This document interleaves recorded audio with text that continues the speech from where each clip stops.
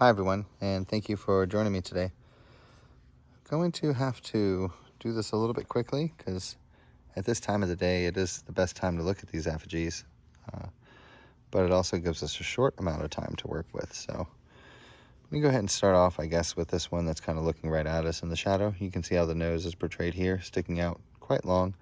The left eye, or the right eye I should say, the left eye, and then the mouth there, the lips that are open.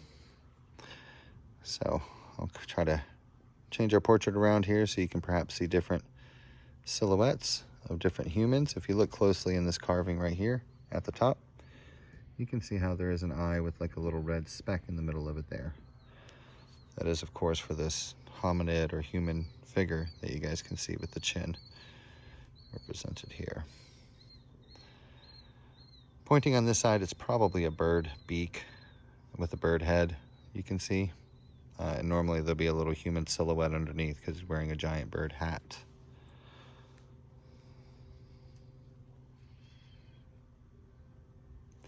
Now there's many larger silhouettes and different levels of, it depends on how well you can see.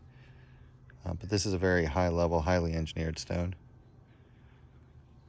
And we're gonna flip it upside down here in just a moment. After we check out these sides here, of course.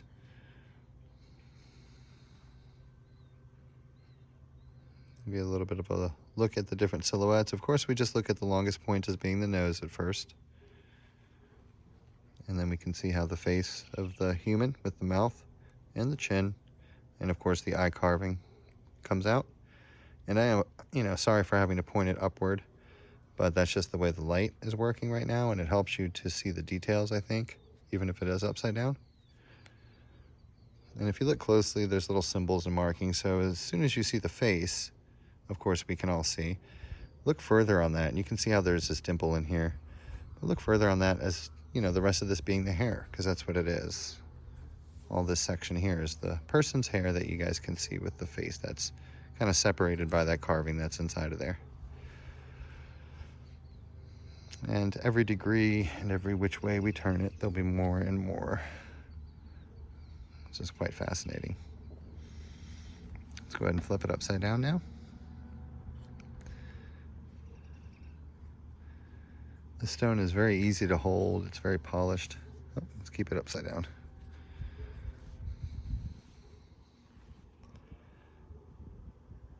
You can see how smooth it is on this side.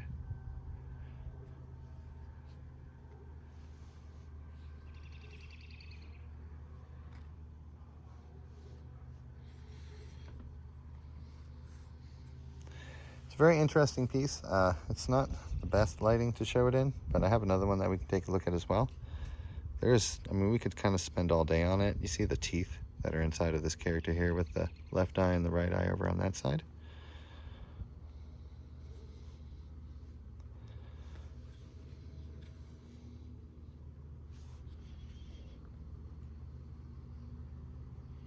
Fascinating silhouette here with the eye, the nose, and the mouth.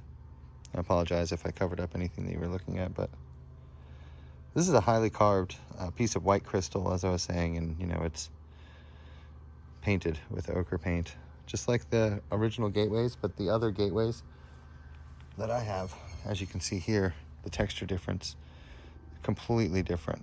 They still have the faces on them, of course, and they're still painted with characters and things, but they do not have this level of detail, such as we see the silhouette here, of course, with the woman's hair coming back. That's fantastic. Wow. This is a really beautiful piece. I'm glad I grabbed it.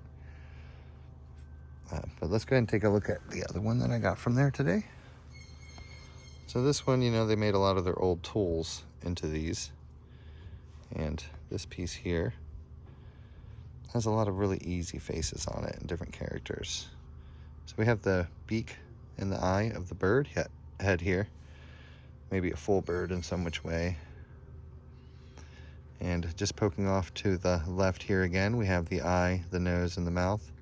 I have another little stick here, so you point that to where it's not in the way anymore, and then other characters come out. So what I'm seeing here are these identical sections, and those are actually the eyes of multiple characters, and it might just make one face too with just the one. Oh geez, it gets so complicated. Let's go ahead and take a look at this on the right side profiles perhaps, so we can see the eye carvings right there really well. If you look into the eye, you might be able to see the carvings that are represented. And if you look at the behind the stone here, you see how these other lines, the little micro lines below it, they are to be lined up with that eye to make it all one thing. And we'll go ahead and zoom back out so you guys can get a look of the faces, but it's hard to see them in this light, but it's almost easier to see them for some people. So let me know what you guys think about this lighting.